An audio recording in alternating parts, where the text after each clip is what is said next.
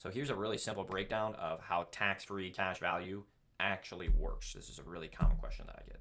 So first and foremost, cash value is a savings component inside of an IUL. So an IUL, if you don't know, it is a life insurance policy, and part of the money you put into it goes into paying for a cost of insurance.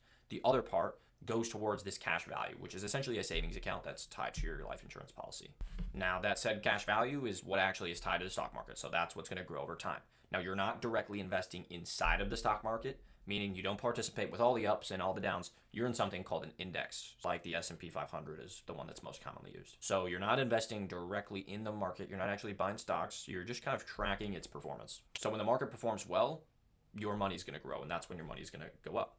If the market performs bad because you're not actually in the market, you don't lose any money. So 99% of IULs have a floor of 0 or 1%, meaning even if the S&P 500 were to go to minus 30% like 2008, you don't lose anything, which is a really huge plus. Now, each carrier is going to have a cap or a participation rate. Some don't have a cap rate. So a cap rate is essentially the most amount that you can make in a given year inside of the IUL. So like if the S&P 500 is up 15%, but your cap is 12, well, you're going to make that 12%, not the full 15. Now, that's how they're kind of able to give you the floor of 0%, which is really important. And it's really important to note the IUL is a long-term growth strategy, not a short-term. Just so you guys can get like a visual, this is a chart of how your cash value would actually grow in an index. So the top line is going to be our cash value and how it would grow in an actual index.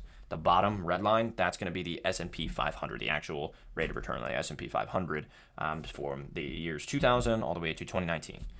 So if you look here in 2002 to 2003, you can see that the actual rate of return from 2002 to 2003 on the S&P 500 was 26.38%. So remember, you have a cap rate, so you're only going to make up to your cap rate. So in this example, the cap rate was 12%. So as you can see, it never goes above that 12% right here. Okay. Now, if you look over here in 2008, right, people lost 38.49% on their money. A lot of money to be lost there. With an IUL, you lose nothing. You have a floor of 0%. So this is kind of how it would look like. Again, you're going to earn interest when the market goes up. So just like for another really quick example, if you look here, in 2013 to 2014, the S&P 500 made 11.39%. So you would get the full 11.39%. You just wouldn't get anything above the cap rate. But when the market drops, like in this example down 6%, you make 0%. So this is kind of like a visual so you can get an understanding. Now, inside of the policy, when the cash value does grow, all of that is going to be tax-free. And because you're not actually pulling money out of it, like a 401k, for example, right? Let's say you wanted to use money. Well, in a 401k, you would just pull money out and use it. The difference with an IUL is you don't actually pull the money out. You would take a tax-free loan against your policy's cash value.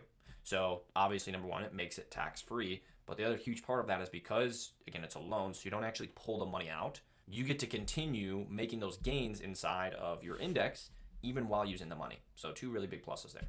Now, you can use those loans for whatever you want. Some people use them for tax-free retirement. Some people use them for businesses, or commonly we work with a lot of truckers. So truckers often pull loans against that for buying a new truck, or maybe they need an emergency fund.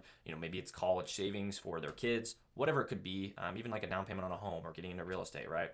These tax-free loans can be used for anything and everything, and that's also the really big part of this is you're no longer dependent on a bank, and you're no longer depending on getting any kind of approval for money. You are really your own source of capital when you use the cash value. So that's really going to be how the cash value grows. Again, it's with the index, and you have access to it at any time.